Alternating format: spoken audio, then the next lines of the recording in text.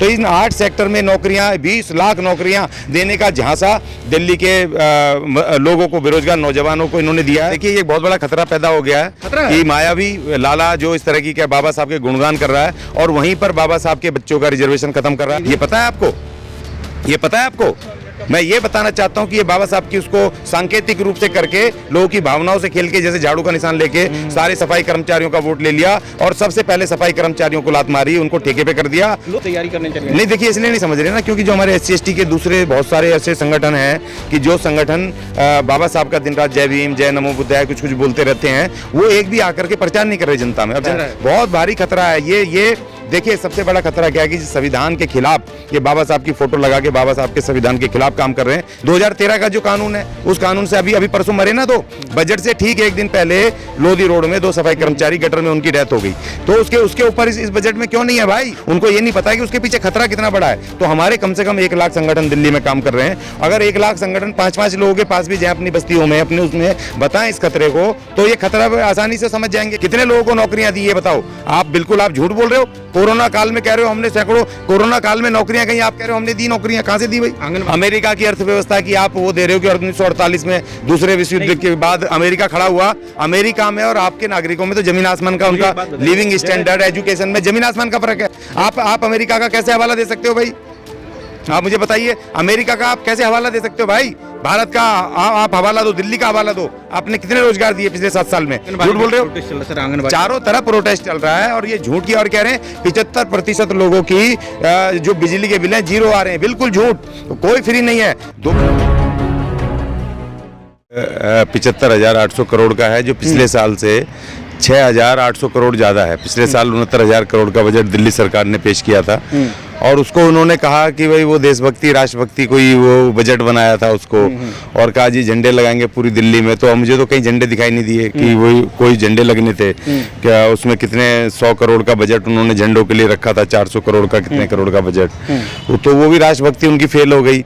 पीछे उन्होंने शुरू में 4-5 बजट शिक्षा बजट के नाम पर किए, तो उसमें खाली बिल्डिंगें बना दी उन्होंने, टीचर नहीं भर्ती करे, एजुकेशन की हालत ठीक नहीं हुई।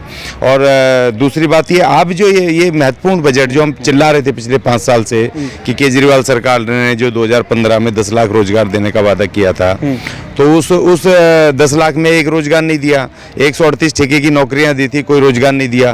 तो वो शायद हमारी आवाज़ कहीं ना कहीं जा रही है इन तक, और इसीलिए इन्होंने इसको 20 लाख नौकरियां देने का इस बजट को इन्होंने कहा है। पहली बात तो ये मैं आपको कह दूं कि जो पार्ट 1 है बजट का, बजट भाषण का, उसमें 135 पैरा हैं और 135 पैरा में जो आखिरी के 2 पैरा हैं उसमें सामाजिक न्याय की जो व्यवस्था के में है पैरा, उसमें खाली 2 पैरों में, एक तो भीम योजना में 160 करोड़ का वो है जिसमें कि वो जनरल 10% जनरल वो भी स्टूडेंट्स भी हैं, उसमें खाली वो जो वकालत करेगा, इंजीनियरिंग करेगा या IAS की कोचिंग करेगा, MBBS की, उन लोगों के लिए वो कुछ % के लिए वो खाली है। और एक 4,000 करोड़ रुपया जिसमें महिलाएं भी हैं, विकलांग भी हैं, बुजुर्ग भी हैं और अनुसूचित जाति भी हैं, SC/ST भी हैं, 4,000 करोड़ का बजट। उसमें अब SC/ST के पल्ले कितना पड़ेगा, जो हमेशा से 12-1400 करोड़ रुपया पड़ता है, वही उनके हिस्से में आएगा। और दूसरी बात ये कि 135 पैरा में इन्होंने 2 पैरा को छोड़ करके कहीं पर भी, जैसे कि महिलाओं का जिक्र किया है, जिसमें कि इसमें स्टूडेंट्स का है और दिल्ली के आम जनों का, सबका जिक्र है, मगर अनुसूचित जाति जनजाति की स्थिति के ऊपर एक भी शब्द इसके उसमें नहीं है। दूसरी बात ये कि जो इन्होंने 20 लाख रोजगार की बात की है, विशेष रूप से मैं कहूँगा कि ये बिल्कुल छलावा है, ये झूठ बोल रहे हैं दिल्ली की जनता से, दिल्ली के नौजवानों से, क्योंकि इन्होंने जिस सेक्टर्स में कहा है, ये जो टोटल 75,800 करोड़ रुपया खर्चा होना है, ये टोटल जो इतने जो वो है मार्केट हैं जो बिल्कुल मर चुकी हैं मार्केट या पुरानी मार्केट्स हैं, गांधीनगर या रिटेल मार्केट या दूसरी मार्केट जिसमें लाला बनी है अपने, उनके इनकी लोग हैं लाले बनी है, उन्हीं की उनको रेनोवेशन करके उन्हीं को खूबसूरत बना के उन्हीं को लिए फेस्टिवल्स करके इनको पैसे बनाने की उसमें बात कही गई है। मैं आपको बताता हूँ जिन इन 8 उसमें 8 जगह पर ये 20 लाख करोड़ रुपया 20 लाख नौकरियां देना चाहते हैं। एक रिटेल सेक्टर है, रिटेल सेक्टर टोटल अपने आप में एक जो बड़े पूंजीपतियों के हाथ में है, और उसमें ठेला चलाने से लेके बोझा ढोने तक का काम खाली होता है, और जो दुकानों पर वहाँ काम करके जो गोदाम से सामान लाते हैं मजदूर, उन्हीं की नौकरियां निकलती हैं। उसमें बिल्कुल अनस्किल्ड वर्कमैन की नौकरियां निकलती हैं, वो भी प्योरली कच्ची नौकरी होती हैं, और बिल्कुल वो डेली वेजेस पे होती है। अनपढ़ से लेकर के सिर्फ वही काम होता है। दूसरा फूड एंड बेवरेजेस, आज की तारीख में जहां पर कितना कोरोना का क्राइसिस पूरी दुनिया में है, फूड एंड बेवरेजेस जो रेस्टोरेंट होटल सेक्टर्स है, जो अभी और अगले 5-6 साल उसका कुछ उठने का कोई कहीं से भी पूरी दुनिया से कहीं से चाइना में लग गया, प्लस जो यूक्रेन और रशिया की लड़ाई हो रही है, इससे जो पूरी दुनिया में अस्त व्यवस्था फैली है, लोगों के पास पैसा नहीं है, दुनिया में आर्थिक क्राइसिस आ रहा है, और हर एक कंट्रियों में महंगाई इतनी भयंकर बढ़ रही है, तो फूड एंड बेवरेज, और भारत में तो स्पेशली यहाँ पर रोजगार नहीं है पूरे भारत सरकार के पास, दिल्ली सरकार के पास, तो फिर वो फूड बेवरेज कहाँ से रोजगार देगा। दूसरी बात, ये लॉजिस्टिक एंड सप्लाई चेन, अब ये लॉजिस्टिक एंड सप्लाई चेन में भी जो टोटल प्राइवेट जो डे टू डे के नौजवान काम करने वाले हैं, उन्हीं को है। ट्रैवल एंड टूरिज्म, ये खाली धोखा है, ट्रैवल एंड टूरिज्म चलने वाला नहीं है अभी और कुछ साल, क्योंकि पूरे देश में आर्थिक स्थिति ठीक नहीं है। पूरे इंटरटेनमेंट, जब पैसा नहीं है हमारे पास खाने को, इंटरटेनमेंट के उसमें कहां से रोजगार निकलेंगे। कंस्ट्रक्शन, हाँ कंस्ट्रक्शन में आप मजदूरी कर सकते हो, राजमिस्त्री से लेके बोझा ढोने वाला, ईंट ढोने वाला, उसमें आपके काम निकल सकते हैं। आप इंजीनियर और उसके काम तो निकलने से रहे, क्योंकि टोटल कंस्ट्रक्शन प्राइवेट उसमें होगा, कोई घर बना रहा है, कोई बिल्डिंग बना रहा है, उसमें आपको मजदूर की नौकरी मिलेगी, वो उसके लिए कंस्ट्रक्शन। रियल एस्टेट भी वही कंस्ट्रक्शन से जुड़ा हुआ है, उसमें रियल एस्टेट में कितनी नौकरियां निकलेंगी, और कोई क्यों देगा इतनी सारी नौकरियां, जो ऑलरेडी पहले क्राइसिस में रियल एस्टेट, तो जो लाले बनी है, जो उसके जो प्रोपराइटर हैं, वो क्यों देने लग गए। और ग्रीन एनर्जी, ये ग्रीन एनर्जी का मुझे पता नहीं है कि ग्रीन एनर्जी में किस तरह से नौकरियां लेकर के आएंगे। तो इन 8 सेक्टर में नौकरियां, 20 लाख नौकरियां देने का झांसा दिल्ली के लोगों को, बेरोजगार नौजवानों को इन्होंने दिया है। और दूसरी बात यह कि कहीं पर भी जो पुराने वर्कर काम कर रहे हैं ठेकेदारी पर, या कच्चे कर्मचारी, सफाई कर्मचारी, अपने ड्राइवर, अपने ये माली, या जो 4th क्लास एम्प्लॉई हैं, जो ऑलरेडी 20-20 साल से 25-25 साल से दिल्ली में काम कर रहे हैं, दिल्ली सरकार उसमें DTC में, PWD में, जल बोर्ड में, दिल्ली सरकार के संस्थानों में, NDMC में, उनको कहीं पर भी परमानेंट रेगुलाइज करने का बजट में कहीं भी प्रावधान नहीं है, जबकि 6,800 करोड़ रुपए का एडिशनल बजट इन्होंने एक्स्ट्रा कमाया राजस्व में। दिल्ली की जनता के ऊपर इन्होंने बोझ डाल करके करों का, चाहे ग्रीन टैक्स के नाम पर हो, चाहे GST के नाम पर हो, चाहे वो इनकम टैक्स के नाम पर हो, और चाहे इन्होंने पेट्रोल डीजल पे इन्होंने इतना, दिल्ली की सरकार ने जो आज भाई लूट रहे हैं,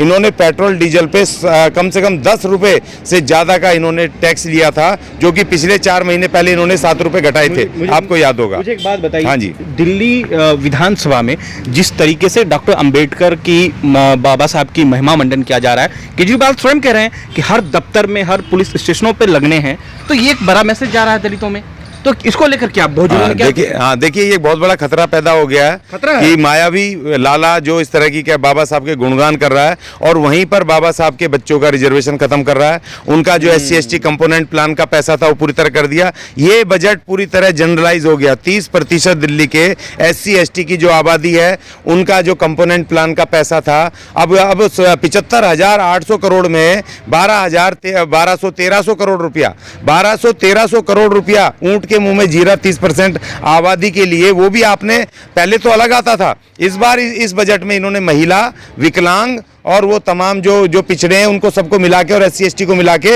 इकट्ठा 4,000 करोड़ के आसपास का बजट सिर्फ, और उसमें कितना आपके पल्ले पड़ेगा।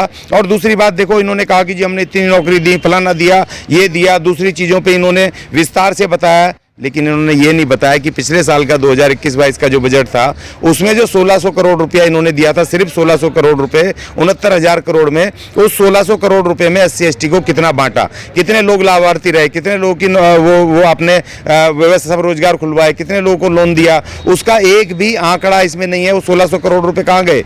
तो ये सवाल इस बात का है कि ये जो हमारी चिंता ये है कि वहाँ पर जय भीम बोल करके या बाबा साहब की फोटो लगवा के हमारे लोग चकाचौंध में आ रहे हैं कि देखो एक लाला, वो एक कह रहा है जी बाबा साहब की फोटो लगेगी। उधर जो इन्होंने द्वारका में स्किल इंटरप्रेन्योरियल जो यूनिवर्सिटी खोली है उसमें SC ST का रिजर्वेशन इन्होंने दिल्ली सरकार ने खत्म कर दिया। ये पता है आपको? ये पता है आपको?